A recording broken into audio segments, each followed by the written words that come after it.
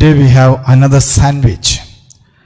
These Sundays we have a Markan style of gospel, because we are reading from the Gospel of Mark, and the Gospel of Mark uses a literary genre called sandwich genre. Those who participated in the previous Sundays will know the sandwich style of St. Mark Gospel. Today we have another sandwich. What is this sandwich? Normally sandwich, the two layers of bread, and in between we keep the salad leaves, the tomato and the sauce or cheese or butter, whatever. Okay. So it is a kind of sandwich, and we eat sandwich, it is tastier than eating separately bread and salads. So it has got its own taste. Better taste, let's put it that way.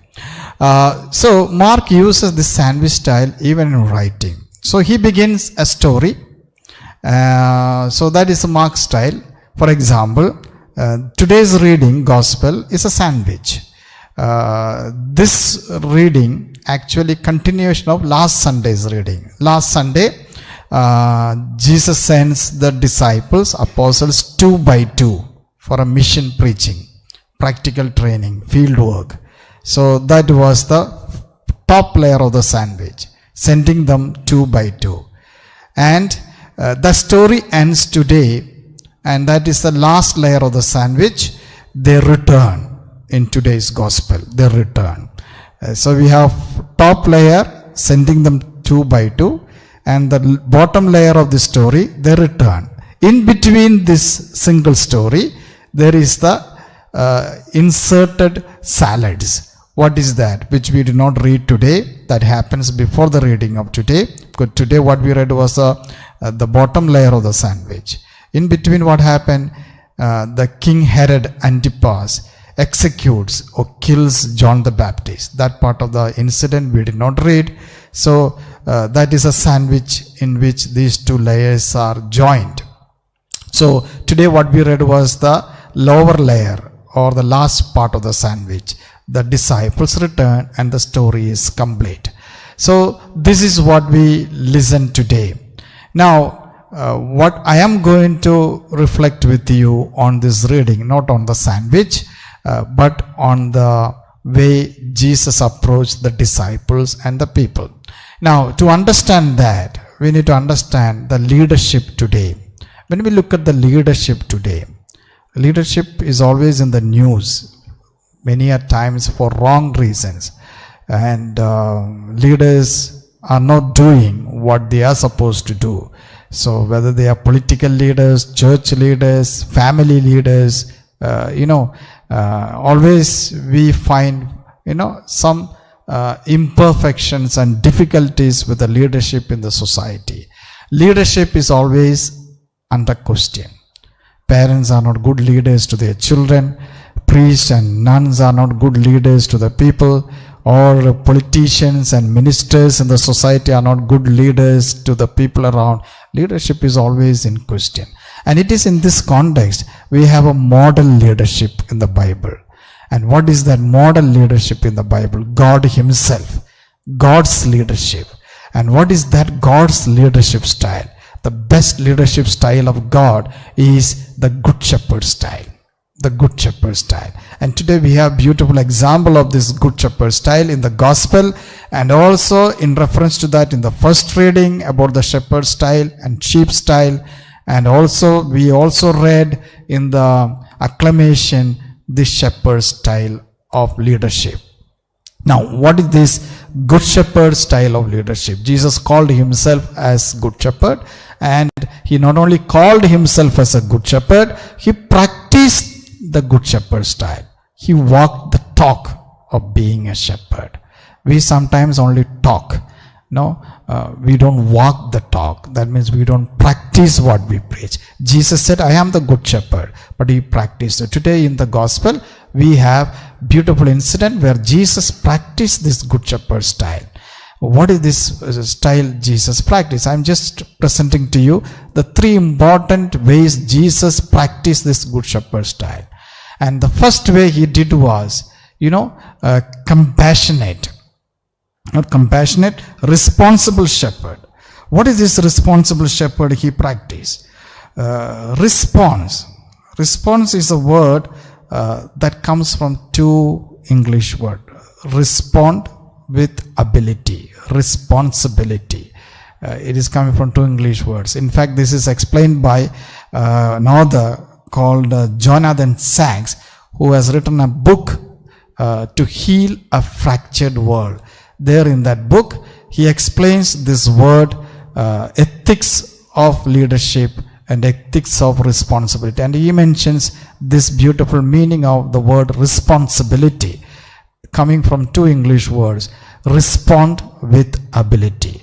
What type of ability do I portray in responding to the fractured world or fractured people around me, starting from my family and to the people around? So here we have a beautiful example in the example of Jesus, good shepherd, very responsible shepherd to his disciples and also to the people around. That is responding to the needs of the disciples and responding to the needs of the people. And that is what we call responsibility, responding with ability. Whatever ability God has given to each one of us, we use that ability to respond to the needs of the people.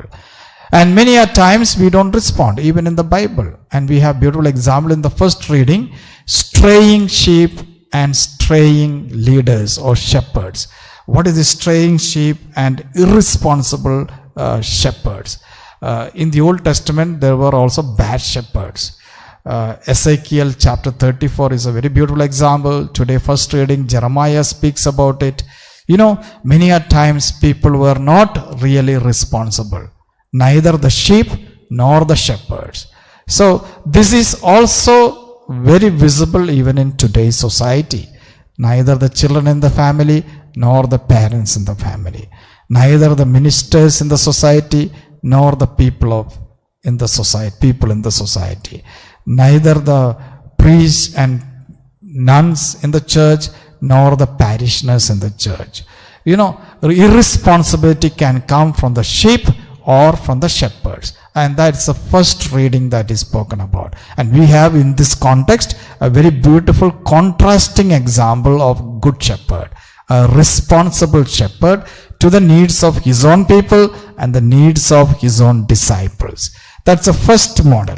Second model is a compassionate shepherd. Again, the word compassion comes from two words in Latin, cum plus passione, which becomes one word in English, compassion. Cum means with, passione means suffering. So when you or I express compassion, it is not just a feeling. It is a kind of entering into the lives of the people to suffer with those people, those who are suffering. So Jesus had compassion for the people. Jesus had compassion for the people. And we see that this compassion expressed in today's gospel. And mind, you know, disciples had just come back after their field work, practical experience. And Jesus is asking them, come out and come away from the people. And he was with the disciples to share and listen to each other. But people were thronging and coming to Jesus for help and healing. And Jesus found they were more in need than his disciples. So he had compassion. And what is that compassion? The Latin word is suffering with, but better word used was in the Greek, which the New Testament was written. Here I read compassion. In many other translation, Jesus took pity. Jesus took pity on them. Now the word compassion or pity in Greek, like the word love in Greek language, there are many variations of meaning actually. The word pity is actually a word used in Greek language which means gut level feeling. I will read that original word, it's very difficult to pronounce. Splangshinsmai. Oh, tough word in Greek. Okay, splangshinsmai. This is a word coming from noun called splanchna in Greek. What is the meaning of splanchna? Pity. It is not pity. It means some parts of our body. Heart, liver, intestine, or lungs. So this word, Jesus had pity. The word pity is coming from the Greek word, which means either heart or lungs or liver or intestine. That means when Jesus had pity, a compassion, this is the highest form of compassion that gets into the innermost being of one's life, and this is the strongest form of compassion in Greek language, coming from a heart, coming from one's liver or lungs or intestine, from the inner being of the person. Very strong word used, and this is the strongest word in Greek language that is mentioned in the Gospel of Mark. Jesus had compassion. We don't have an alternative word in English. We just say compassion. We just mean by compassion a feeling level. It is not feeling. It is actually something coming from the heart. So this was the compassionate shepherd. Had compassion for the people. He felt within his heart, he felt within his lungs and liver a feeling, very strong feeling, the strongest feeling of compassion for the people. Not only for the people, even for his disciples. And that is God talk. He says, let us come out of the people and stay together for a while. He had also compassion for the disciples, because disciples had come from a heavy few days of work, preaching and practicing what Jesus told them to do. So he wanted to rest a little, and that is another compassion he expressed. He also meant for his disciples to be with him, and he told them, let us rest a while. This is God talk. A God who is very much interested in helping others to relax and enjoy. Compassion, not making them suffer. So this is the leadership God has, compassionate leadership. Very compassionate leadership. Now the third part of leadership is sacrificing shepherd. What is this sacrificing shepherd? The word sacrifice again comes from another Latin word, sacra, or sacred. Sacrifice, English word, comes from sacred, sacra. Sacred or sacra means good, holy. So sacrificing means you do something good. You make something holy by your actions. And Jesus, what did he do as a good shepherd? He went about doing good. They were tired. Disciples were tired. They want to take rest, but people were asking for his help. You know what he did? He went about healing them and preaching to them again, though they were tired the whole day. And you find Jesus always in the midst of the people. If we are tired, we say, I want to rest. I am very busy. When people ask for help, Jesus never said, I am busy. Some of us pretend to be busy and do nothing. No, you can wake up a person who sleeps, but you cannot wake up a person who pretends to sleep. Whereas Jesus had plenty of work, and still he found time to be with the people and to do work. And that is called actually a kind of sacrificing life. He wants to do good, and he wants to be with the people. And being with the people, though dead tired, he was among the people, feeling and sensing and being part of the people's suffering with them, being with them, and getting their dirt and stink on their thing. Now, I wanted to conclude with a few photos. Okay, those of you sitting here may not see, but they can see later. Okay, a few photos. I just want to show you one photo here. A priest standing in the street with the two street singers, a boy and a girl. Is a priest standing with the two street singers.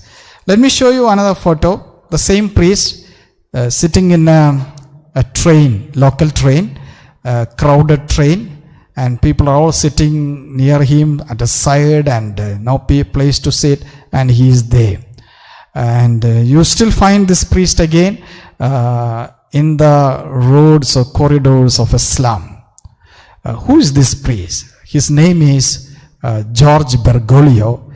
He is not just a priest alone, he is the Archbishop and Cardinal of Buenos Aires in Argentina. He later became Pope Francis. He was called Slum Bishop.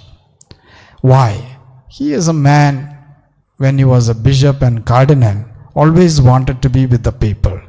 He traveled in common bus and train, and he was with the people on the street. And this bishop, presently our Pope, had what he used to call the smell of the sheep. What is that smell of the sheep? Being with the people, working in the slums with the people. He had the smell of the sheep. And he used to ask when he became Pope this particular statement to all the leaders of the society and the church. Let me read what he has written, this Pope Francis. Be shepherds with the smell of your sheep in the midst of your people, like Jesus the Good Shepherd. So, who had the smell of the sheep? Jesus himself. Sheep does not mean go to the sheep or goats and get their smell. No. With the people and being with the people, working with the people, you get their smell on you. That means you are always with the people, not with ourselves.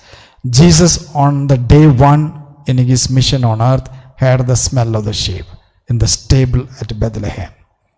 Stinking smell of the sheep and the stable. And it continued till his death. And that's a good shepherd with the smell of the sheep. We have our leader, Pope Francis, with the smell of the sheep, the day he became bishop and cardinal and pope, always with the people. We are in this time leaders of our own ways.